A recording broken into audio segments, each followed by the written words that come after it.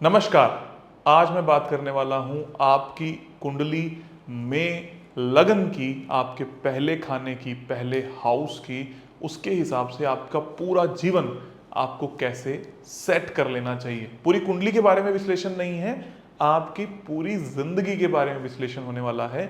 जैसे last video में हमने राहु केतु के अकॉर्डिंग देखा कि वो कहाँ बैठ के कैसे रिजल्ट देते हैं, वैसे ही आपके लग्न की महत्वपूर्ण आकांक्षा क्या है, क्यों है, कैसे आपको उसके हिसाब से जीवन जीना चाहिए और एस्ट्रो वास्तु कैसे आपके घर में कुंडली को बनाता है, इसके ऊपर डिटेल में बात करेंगे। लंबी वीडियो रहेगी क्योंकि शॉर्ट में बात करना मुश्किल ही होता है, आप इस बात को समझ सकते हो।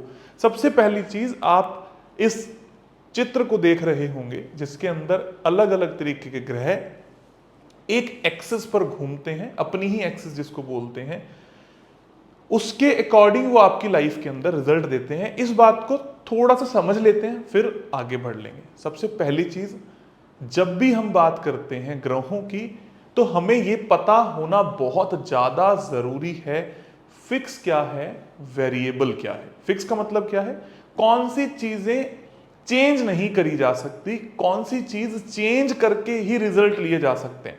तो सारा का सारा गेम, सारा का सारा खेल चेंजेबल चीजों को विकृत या सही करने से आपके जीवन में रिजल्ट आते हैं। फॉर एग्जाम्पल, आप अपने घर में प्लैनेट को या आपकी कुंडली में प्लैनेट को चेंज नहीं कर सकते। वो जिस वक्त जन्म पे जहां था, मान लीजिए वीनस आपके सूर्य से कुछ दूरी पर था और फर्स्ट हाउस में बैठा था, क्या आप इसको चेंज कर सकते हो? नहीं कर सकते। पर क्या आप अपने घर की शुक्र की दिशा को चेंज कर सकते हो? कर सकते हो। मतलब उसके दिशा में कोई चेंजेस कर सकते हो? हाँ, बिल्कुल कर सकते हैं।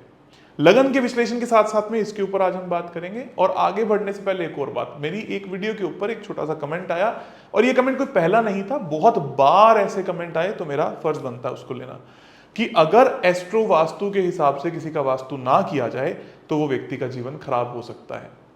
इसको मैं संक्षिप्त भाषा में बेवकूफी का नाम देता हूं। ऐसा नहीं होता। ये लोग वो हैं जो आपको कंफ्यूज करना चाहते हैं, पैसे लेना चाहते हैं कि अगर आपको सारा वास्तु आ गया तो फिर उनसे काम कौन करवाएगा। वास्तु अपने आप में पूर्ण है। आपके घर में toilet south south west, west north west और ईस्ट साउथ में, ईस्ट में हो सकती है। आपकी किचन अग्नि कोण में हो सकती है, मंगल कहीं पर भी हो, कैसा भी हो सकती है, बढ़िया ही रहेगी। उत्तर में N3 N4 E3 E4 east में, S3 S4 साउथ में और W3 W4 की एंट्रेंस फलती ही फलती है, इसमें कोई डाउट नहीं है। एस्ट्रो वास्तु जीवन को आगे ले जाने का नाम है। फॉर एग्जांपल, बेसिक वास्तु या नॉर्मल वास्तु क्या है?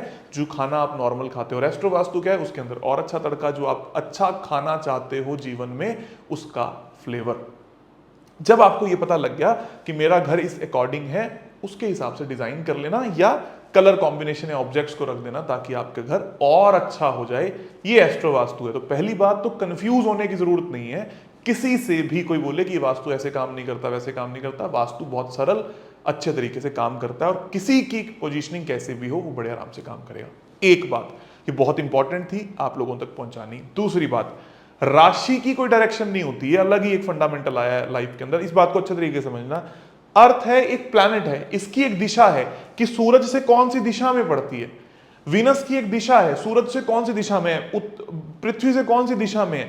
इन सबकी दिशाएं हैं, हो सकती हैं। राशि की भला कैसे दिशा हो सकती है? राशि तो एक इन्वायरमेंट है, उस इन्वायरमेंट में एक प्लैनेट घूम रहा है। अब मैं आपको एक बात बताता हूं, मान लो आप यहां से किसी शहर में गए, तो वो शहर क्या है? एक पूरा का पूरा इन्वायरमेंट है। उस शहर के अंदर आप घूम रहे हो एक प्लैनेट के तौर तरीके से घर में, तो आपकी एक दिशा है। आप अपने एड्रेस को लेकर देखो, मैं दिल्ली में, मैं नोएडा में, मैं गाजियाबाद में, मैं मुंबई में, मैं चंडीगढ़ में, मैं बेंगलोर में यहां रहता हूं, तो city is fixed, that is not directionable और उसकी कोई दिशा नहीं है। वो दिशा कैसे हो सकती है? ये तो फिर भी हम कह सकते हैं यहां से वहां जाने की दिशा, लेकिन लिटरल तौर पर जब आप अपने आप को आधार मानकर बात करोगे तो उसकी कोई दिशा नहीं है, वो एक इन्वायरमेंट है। तो सबसे पहले एस्ट्रो वास्तु का नियम है इन्वायरमेंट को सेट करना so that you can get results. Coming back to the point, लगना से पहले, आगे बढ़ने से पहले छोटी सी इंफॉर्मेशन जुलाई को फ्री वास्तु कोर्स आ रहा है बेंगलोर में। एक बात, 17 जुलाई को एस्ट्रो वास्तु का एडवांस एस्ट्रोलॉजी कोर्स आ रहा है, नॉट बेसिक। बेसिक वाला हमारा ऑनलाइन है, आप उसको बड़े आराम से कर सकते हो। व्हाट इज एडवांस एस्ट्रोलॉजी, ऐसा मेरा मानना था नहीं, अभी भी नहीं है। थोड़ा सा इन डेप्थ नॉलेज, जैसे मैंने राहु केतु के बारे में बताया, जैसे मैं आपको राशि के बारे में बता रहा हूं, जिसको देने के लिए भी वही लोग आ सकते हैं जिनको ऑलरेडी एस्ट्रोलॉजी की ठीक ठाक सी नॉलेज हो, या एटलीस्ट जो एस्ट्रो वास्तु हम करते हैं उसकी नॉलेज हो। सभी के लिए अलग अलग पैकेजेस हैं, सभी के लिए अलग अलग रेट्स हैं, वो आपको अभी डिटेल्स में मिल जाएंगे। जो लोग हमारे एडवांस कोर्स के पार्टिसिपेंट्स हैं उनके लिए सिर्फ 3000 का है, जो लोग एस्ट्रो वास्तु के पार्टिसिपेंट्स हैं उनके लिए 4000 का है, और जो लोग बिल्कुल फ्रेश हैं, नए हैं, उनके लिए 5300 रुपीज़ का है, जिसके अंदर हम आपकी लाइफ को कैसे सेट करते हैं इसके ऊपर डिटेल में बात करने वाले हैं, जिसकी सीरीजेस अभी यूट्यूब पर स्टार्ट हुई हैं। इनको देखते हुए ही आपको वहाँ तक आना होगा। सबसे पहली चीज़ हम बात करते हैं लग्न की। लग्न क्या है? आप हो। लग्न ये रिस्पॉन्सिबिलिटी लेता है आपके जीवन में होने वाले बाकी 11 के बचे हुए खानों में कौन है, बीज कौन है, वो लग्न है। जब आप पैदा हुए तो पूर्व में क्या था, वो लग्न है। तो सबसे पहले जब हम डायरेक्शंस की बात करेंगे, आपके घर को रिप्रेजेंट करने वाली चीज क्या है, उसको हम बोलते हैं ईस्ट डायरेक्शन। अब आप बाय डिफॉल्ट मान के देखना कि पुराने एंशिएंट वास्तु में लोग क्या कहते थे, ईस्ट डायरेक्शन को ही लोग मानते थे कि आपका घर होना चाहिए, क्योंकि उनको एक्यूरेटली नॉलेज नहीं थी, क्योंकि वो मानते थे कि अगर लग्न में ही है तो बाय डिफॉल्ट चीजें अच्छी रहेंगी। इसीलिए जब आप चारों दिशाओं का विश्लेषण वास्तु के अंदर पढ़ते हो तो आपको ये समझ में आता है कि सबसे ऐसी दिशा जिसके सबसे कम नकारात्मक प्रभाव है वो ईस्ट दिशा है। आप E1 से लेके E8 की एंट्रेंसेस को पढ़ लो, सबसे कम नकारात्मक प्रभाव है, इसीलिए क्योंकि वो लग्न से एसोसिएटेड दिशाएं या पूर्व दिशा का उसमें रोल आ जाता है। तो सबसे पहले लग्न क्या है, आप खुद। उसके बाद में लग्न की राशि, मतलब लग्न का इन्वायरमेंट ये बताता है कि आप कौन हो, कैसे हो, क्या हो। लास्ट वीडियो के अंदर मैंने बात करी थी कि 12 खाने होते हैं, 12 हाउसेस होते हैं, उसके अंदर 12 तरीके की राशियां हो सकती हैं। अब मैं आपको डिटेल में इसके बारे में थोड़ी सी चर्चा कर ही लेता हूं। सबसे पहली चीज है, फर्स्ट हाउस के अंदर राशि नंबर 1 ही हो, जिसको मेष बोलते हैं, एरीज बोलते हैं। आप एस्ट्रो से निकालो, छोड़ दो कि कौन सी राशि है, आप सिर्फ नंबर देख लो ये वहां पर क्या नंबर लिखा हुआ है। तो ऐसे व्यक्तियों के ईस्ट डायरेक्शन में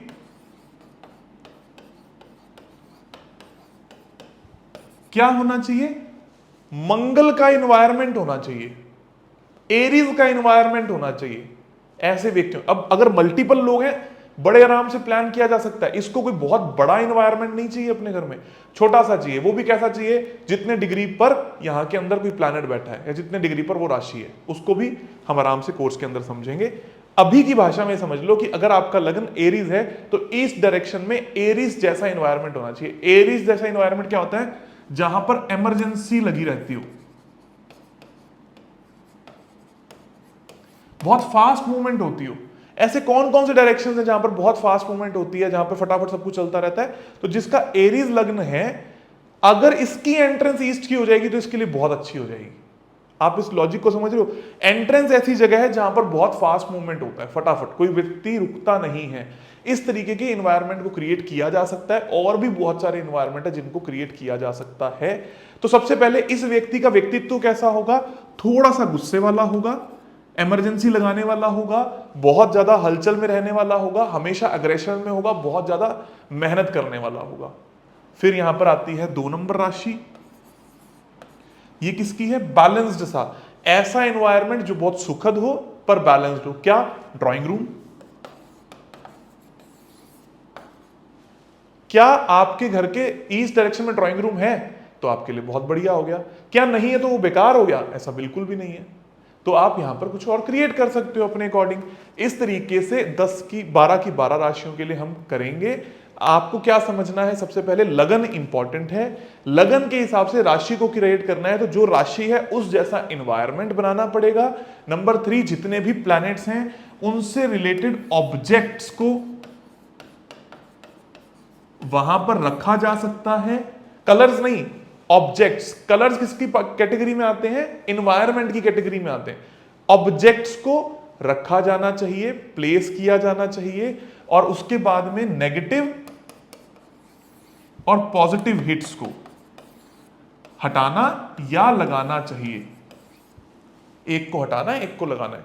अब कुछ लोग क्या करेंगे, राशि की दिशा मान ली, पहले तो देखेंगे राशि की दिशा, फिर देखेंगे ग्रह की दिशा, फिर देखेंगे जिसका हिट आ रहा है उसकी दिशा, फिर देखेंगे जहां से हिट आ रहा है उसकी दिशा, कहीं ना कहीं से सिम्टम मैच कर लेंगे और हो गया काम। If there is any clue of एस्ट्रोवास्तु तो वो एक ही डायरेक्शन में सब कुछ मिलना चाहिए।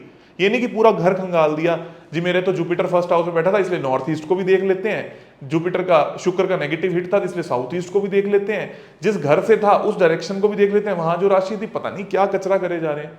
तो देयर इज नो राशि की direction, there is direction of planet, yes. There is an environment जिसको आप क्रिएट कर सकते हो, वो है आपकी एक्चुअल में राशि, और अपने अपने लग्ना को स्ट्रॉन्ग करने के लिए आपको उस एनवायरनमेंट को या तो अपने घर में परमानेंटली कंसीडर करना चाहिए या आपको उस एनवायरनमेंट में घूमना फिरना या ज्यादा जाना चाहिए। ये तो लग्ना की बात होगी। किसी का लग्ना बहुत स्ट्रॉन्ग है, व्यक्ति बहुत स्ट्रॉन्ग है, पैसा नहीं आ रहा, तो ये सारी की सारी रेमेडी सेकंड हाउस के कॉन्टेक्स्ट में हो जाएंगी, सारी की सारी चीजें नॉर्थ ईस्ट के कॉन्टेक्स्ट में हो जाएंगी।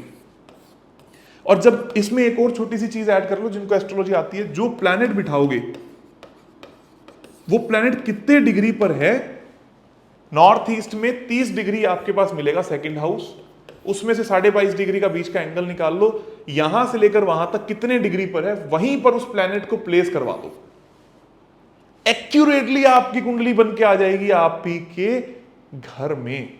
और फिर कोई भी बोल दे कि रिजल्ट नहीं मिलते, ऐसा हो ही नहीं सकता, क्योंकि आपने सिर्फ उन्हीं हाउसेस को एक्टिवेट किया है जिसकी रिक्वायरमेंट आपको है, बाकी की तो आप कर ही नहीं रहे हो। No hit breaking theory, nothing, we are creating an auspicious environment as per your own kundli, as per your own chart. अब बात करते हैं लग्न को स्ट्रॉन्ग करने की, 12 के 12 लग्न की, जिसके ऊपर ये वीडियो बनाई थी। इस बात को अच्छे तरीके से समझना, दो पहलू मैंने सबसे पहले बताए हैं, एक आपके घर को सेट करना और ये समझना कि राशि कहां कहां पर है, किस तरीके का एनवायरनमेंट कहां कहां पर लगाना होगा as per astro vastu. Number 3 कि अगर आपके फर्स्ट हाउस के अंदर कोई राशि है तो आपको कौन कौन सी जगह लग्न को एक्टिवेट करने के लिए, अपने आप को खुश करने के लिए, अपने आप से जुड़ने के लिए चाहिए होगी। फर्स्ट नंबर राशि है तो ऐसी सारी जगहें जहां पर बहुत सारी इमरजेंसी चलती रहती हो, भागदौड़ चलती रहती हो, जैसे कि फायर स्टेशंस हो गए, जैसे कि पुलिस थाना वगैरह हो गया, ऐसी जगहों पर चक्कर लगाने से आपका लगन स्ट्रांग होगा बाय डिफॉल्ट। नंबर 2 राशि है तो बैलेंस्ड चीजें, जहां पर इंटीरियर्स का काम हो रहा हो, जहां पर बहुत सारी चीजें हैं बैलेंस नेचर में रहती हो, जहां पर थोड़ा सा आर्टिस्टिक वैल्यूज भी हो, खूबसूरती का भी काम हो, वहां पर आप जा सकते हो। 3 नंबर अगर राशि है तो ऐसी जगह जहां पर दो लोगों को आपस में मिलाया जाता हो, वहां पर आप जा सकते हो। 4 नंबर राशि है तो माँ से रिलेटेड जगहें, जहां पर माँ का कोई भी काम होता हो, माँ का घर हो, माँ से रिलेटेड जितने भी पुराने आपके घर हो, वहां जाया जा सकता है, या जहां पर लोगों की सेवा होती हो ऐसी जगह पर भी जाया जा सकता है। 5 नंबर राशि ऑल गवर्नमेंट ऑर्गेनाइजेशंस। 6 नंबर राशि कोई एक सहेली आपकी हो, कोई आपके दोस्त हो, उनके यहाँ पर आपका जाया जा सकता है। ऐसे इंस्टीट्यूट जो कम्युनिकेशन को या पर्सनैलिटी डेवलपमेंट को शो करते हैं, वहां जाया जा सकता है। 7 नंबर राशि फिर से शुक्र की आती है, बैलेंस नेचर को फिर से दिखाती है, तो यहाँ पर भी जितनी भी ऐसी जगह हैं जो बैलेंस नेचर को दिखाती हूँ, वहां जाकर अपने आप चीजों को या अपने लगना को अट्रैक्ट या एक्टिवेट किया जा सकता है। 8 नंबर राशि डिटेलिंग को दिखाती है, इंजीनियरिंग वर्क को दिखाती है, रिसर्च एंड डेवलपमेंट को दिखाती है, तो जितनी भी चीजें डिटेलिंग, रिसर्च एंड डेवलपमेंट से रिलेटेड है वहां जाया जा सकता है। 9 नंबर राशि है एम, तो ऐसे इंस्टीट्यूट जो किसी को एक पर्टिकुलर मुद्दे के लिए कुछ सिखाते हो, वहां पर भी जाया जा सकता है। 10 नंबर राशि बहुत ज्यादा फोकस दिखाती है, बहुत ज्यादा आपको कर्म से रिलेटेड दिखाती है, तो जहां पर लेबर वगैरह बैठती है, जहां पर कर्म ज्यादा होते हो, एक ही फोकस के ऊपर बहुत ज्यादा मेहनत होती हो, उस जगहों पर जाया जा सकता है। 11 नंबर राशि अगर फर्स्ट हाउस के अंदर हो तो कर्म धर्म की जगह, जहां पर लोगों की सेवा होती हो, डेडिकेटेडली कुछ खिलाया पिलाया जाता हो, और वो भी गरीब लोगों को, ऐसी जगह पर जाया जा सकता है। और 12 नंबर राशि ऐसी हो जहां पर कोई व्यक्ति दूसरे व्यक्ति को ढूंढने की तलाश में है।